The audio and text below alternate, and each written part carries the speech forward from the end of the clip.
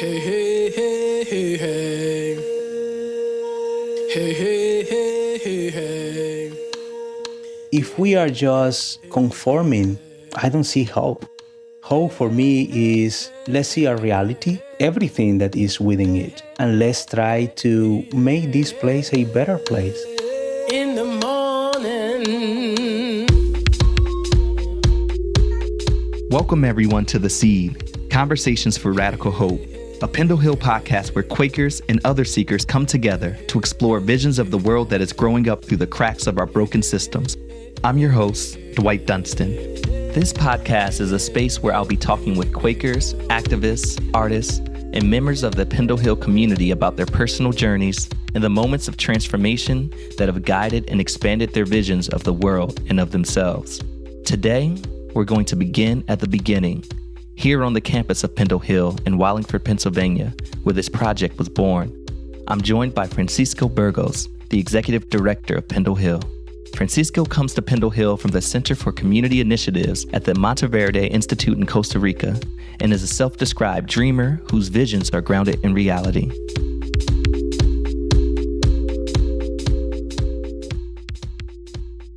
Wow, Francisco, so great to have you here. So great to be here with you. I am excited to have this conversation with you. I think that we have been looking forward for that for a long time. And here we are at the onset of this podcast, this path that you and me and many others will be walking on as we explore themes around spirituality, around action, around art, around sowing seeds, about creating the world we want to see. I'm excited. Before we talk about where we're going, we got to talk about where we've been and how we've got here to this moment. That's correct. And so to begin, this idea, our podcast originally came from you. I've heard you talk about your ideas as your children to some extent, as these babies that, are these seedlings of ideas. And I think that's the best place to start it. Well, I think that the podcast, as you say, it has been a seed for a long time because I love the idea of seeing the process of transformation, which I hope that this space that we are creating and that we are launching today can be a space for transformation for many people. That question, that conversation, that phrase, that poem, that song, how I am related to this opportunity as a space, as an invitation for examining our life and maybe finding new ways of dealing with our current reality in the world, with beauty, with beauty, right. And with strong sense of hope. The podcast for Pendle Hill came out of the needs of having an expansion of our many conversations that we have here in this place around the dining table, and that we come to them later and say, definitely this is something that is nurturing me, and I would like to continue exploring it in a way that can benefit not just me, but my community. Yeah. And I'm appreciating so many pieces of what you just shared, thinking about the need that a community has or a need that the culture has and how a podcast and media can maybe speak to something, that person who's asking that question, right? Where might they turn for answers? Where might they turn for somebody to reflect back to them their experiences? Yeah, but let me reverse the coin here. We have been talking about me as the dreamer of this podcast, but I would like to talk a little bit about you. So who is Dwight? Thank you for that question. Yeah, Dwight Dunston. I'm a artist. I'm a creative. I am a lover. I am a seeker. I'm an uncle. I'm a facilitator. I'm a deeply, loving, silly, open person. Yeah, I'm a Quaker. I came to Quaker space as a teenager. I didn't grow up going to meeting for worship or really knowing anything about the Society of Friends. And I went to a Quaker high school at 14. I didn't know it at the time, but it would be the seed that will be planted in me to really nurture and cultivate this sense of spirituality and action. Yeah. And as a creator, as an artist, I am someone who really believes in the power of art to transform individuals and groups and communities, and therefore society. You know, if society is made up of individuals, anytime you amplify the gifts of an individual, the society is ultimately necessarily amplified. Anytime an individual is able to be more healed or whole, the entire society is more healed and whole. So I think about my art practice as supporting individuals to heal. And I know it does that because it heals me.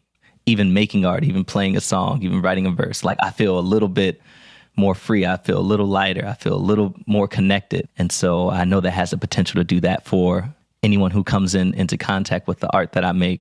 Yeah, it's interesting that you mentioned healing, because I think that this is part of what we are trying to create here. You know, can a podcast be a seed for social healing? I think that as long as we foster connections, we can move forward with the agenda of social healing that is so needed in our current time. So I am eager to continue learning to what this Pendle Hill podcast will offer to all of us. What will it be? And I am so glad that you are partnering with us to walk with us this path. Oh, I'm honored to be here with you and to be on this path with you. You know, I just loved how you just straight up said, who is Dwight Dunston? Who is Francisco Burgos? Well, you know that I am originally from the Dominican Republic, but when I describe myself and share my identity, I describe myself as an internationalist. I try to really embrace the place where I am. I have traveled extensively within the Americas and felt that I belong to many places along the road. Growing up in Santo Domingo, I had the opportunity to explore my own spirituality through the Catholic Church. And I was lucky because in my community, we have a very progressive Catholic community. So when I moved here in the US, I tried to relate to that faith tradition, and I felt a disconnection. I felt so frustrated with not finding a place where I could nurture my spirituality that I visited a Quaker meeting. And I had that sense of, oh, this is home. This is really something that speaks to my condition. So here I am sharing with you about my own journey with friends. And you started telling a little bit that the first encounter that you had with friends was when you were a teenager. That you attended a French school. Yeah. So can you speak a little bit more about your own journey with Quakers? Absolutely. I told you I grew up in West Philly, and I grew up going to Baptist church. So as I think back about my spirituality today and so many other parts of my identity, actually my artistry, being in Baptist church, a lot of music gets played. I was on the choir. It was the first time I really performed music in front of other people, was in this church. And certainly having the sacred text in this faith tradition, having the Bible as a text to study and learn from, you know, all of that was in my foundation in terms of my religious, spiritual upbringing. And I got wind of this scholarship to this Quaker school. It had friends in the title. And the first thing I thought was like, oh, I guess everybody's friendly. Like, that's what it means. That's what the word friend means. You know, everyone gets along, you know. That was my 13-year-old brain. You know, how else am I supposed to make sense of the word friends in a school name than to think about how people treat each other? And I think it's really profound and fascinating that arriving at the school as a teenager, I did feel this sense of community. It was a spiritually grounded experience. 400 plus people sitting in silence once a week. It was atypical to any other thing I had done in my life to that point. And so naturally, meeting for worship, for me, not having a lot of relationship with silence and going inward in that kind of way. And in the Baptist church, even when we're doing the prayer, you know, or we're doing some silent reflection, there's like an organ or a piano in the background, right? Still playing, you know, like, which sometimes it can be really grounding. But there was something also profound about being 14 and being in this room, and I've never heard silence be more loud, 400 people all in introspection. And then, all of a sudden someone would stand up and speak from that silence and share a message and then sit back down. And that might have been the only thing that happened for those 40 minutes. And I think in entering meeting for worship, even as a teenager, because I was so fidgety, it was very uncomfortable to sit and be present with myself. And by the time I became a senior and I knew that my time in meeting for worship was coming to an end, I started to get really sad because I was like, wow, I actually really cherish this time to be searching for inner truth, nurturing an inner light, listening for that inner God with others and with my best friends, with my favorite teachers, with my favorite coaches, just that time to be on that collective journey, but that solo journey I was going to miss it. And so I think it was 5 years from when I graduated at 18, but that entire time as I went to college, I lived in England studying poetry. Yeah, sort of life happens, but all the while that seed that got planted as a 14-year-old, that really stayed with me. And so when it became time as an adult, and this is where I identify as a seeker, I was on this journey where I knew the church wasn't going to nurture me in the way that I needed to be nurtured. Like no regrets about those experiences, those years in the church. And I knew I was on a different path, that I needed something different. I knew it inwardly.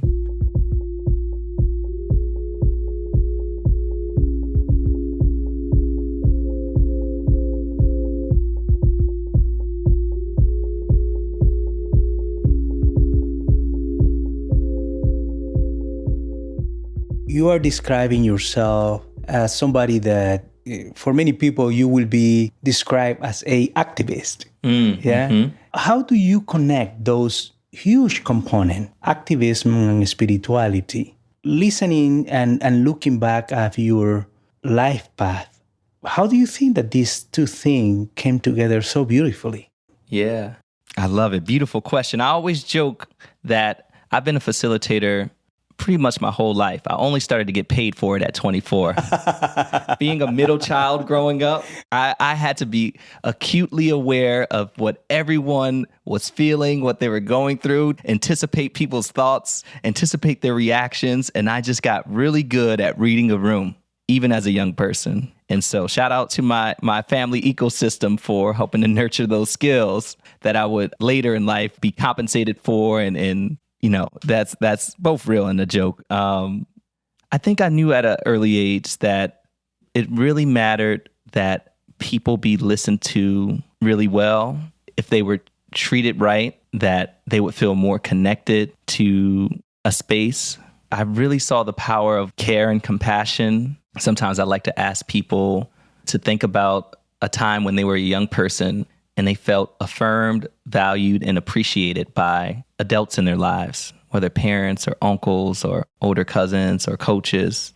And, just rooting in that feeling of what it like to be a young person and be affirmed and valued and appreciated. It does incredible wonders to what we feel like might be possible in the world and allows us to be really creative and expressive. And I hit people with the flip side of that question. Think about a time where you felt undervalued, not appreciated, unaffirmed, hold those stories also alongside. And we know when we do that to one another, especially to young people, they get smaller, they go inward, they shrink down. And so I think I was very aware of that at a very young age. And I think we're all hardwired to be activists. Activist is more or less somebody who sees something wrong and makes noise about it. A baby will do this very easily. Babies are maybe the best activists on the planet. When a need isn't being met or something is wrong, they'll let you know. And so I think the activist piece was hardwired into me. And then the spirituality piece, I've just seen the power of really deeply loving and showing care and bringing hope to ourselves and the spaces that we're in. And spirituality to me has to do with hope, And I want to ask you this question in just a moment, because we often talk about another world being possible, right? And that's what spirituality means to me, having hope and faith that another world is possible. So the activism is speaking to that injustice or that wrongdoing. And the spirituality is that belief that another way of relating to one another is possible.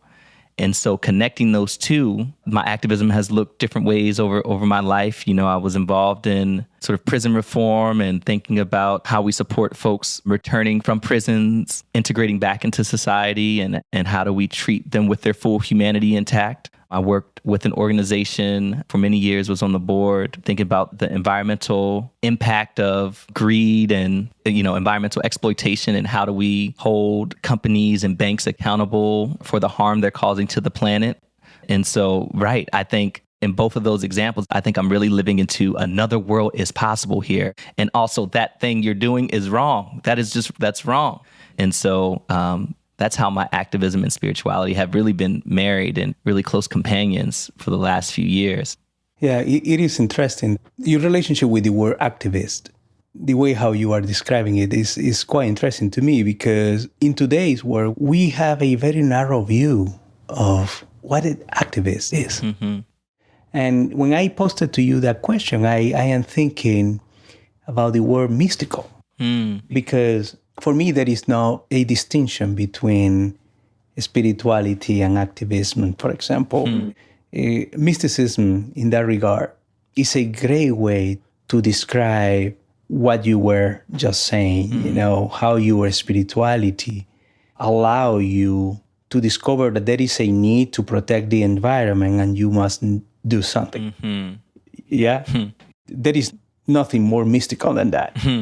Thank you. Thank you for reflecting that back. I'm curious. You often talk about this idea of another world is possible, you know, and it's going to be a central theme to what we do on the podcast. It's going to be what we ask the folks that are going to be sitting in the seat that you're sitting in, the same question of what that phrase means to them, what's important about this time in history, this moment, the place we're in individually as a culture, as a society. But I would love to just know, what does that phrase mean to you? And why do you think it's important at this time that we even entertain thoughts around that idea?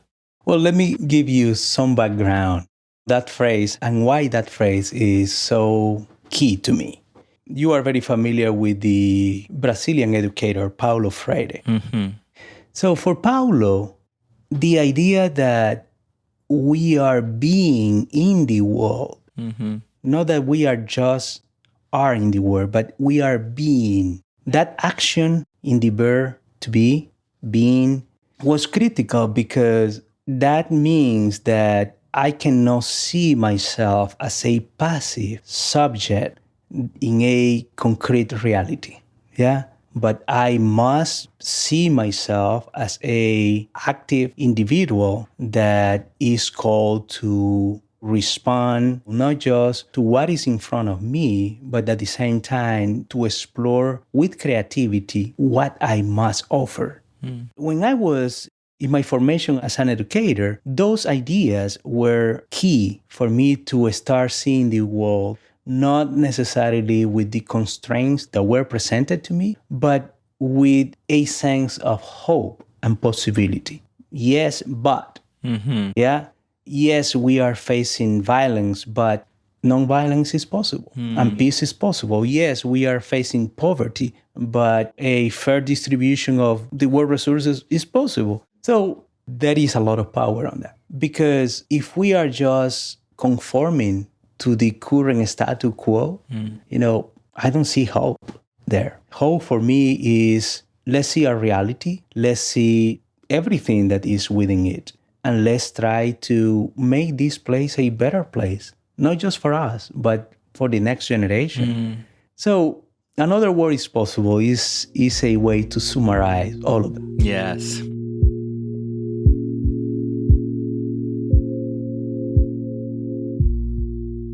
Another world is possible, but you know, for that world to be real, I need to be implicated on that transformation, in making that possibility a reality. And at the same time, I need to really embrace the work of knowing the world as it is in order to see what in the heck is that we will be transforming. Yes. Yeah. And in order for that to happen, I must embrace whatever task I can to make that a reality. Yeah. And maybe the podcast is one of them.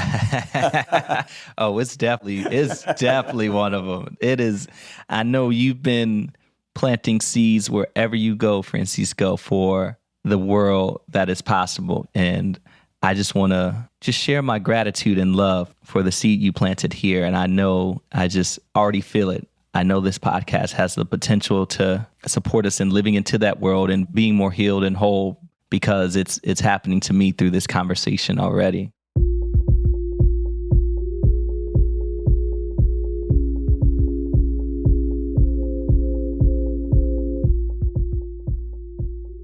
One of the characteristics that I admire of gardeners is hope. Mm-hmm. You know, they plant that seed, not knowing what will happen. You know, a bird can dig it, the square, the groundhog.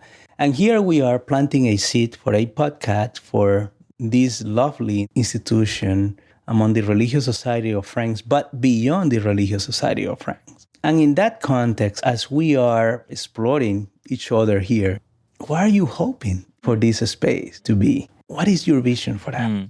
If you can share, that will be a very, very good gift for me. Oh, wow. And I will consider my work done. Right. Yes.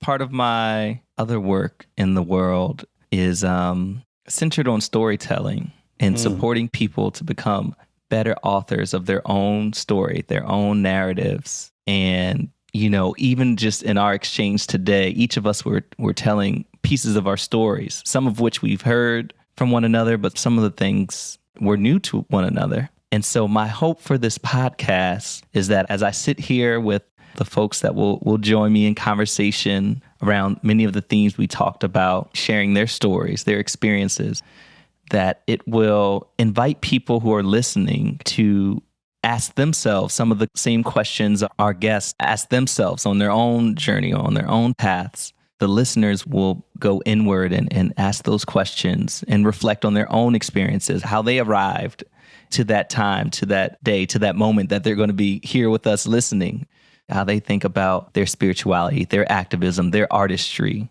And my hope is that from doing that process, that people will know themselves more deeply. And sometimes, as we know, some of that process of excavating who you are and what I like to call your superpowers, your unique gifts and talents and skills, sometimes we go back over those moments.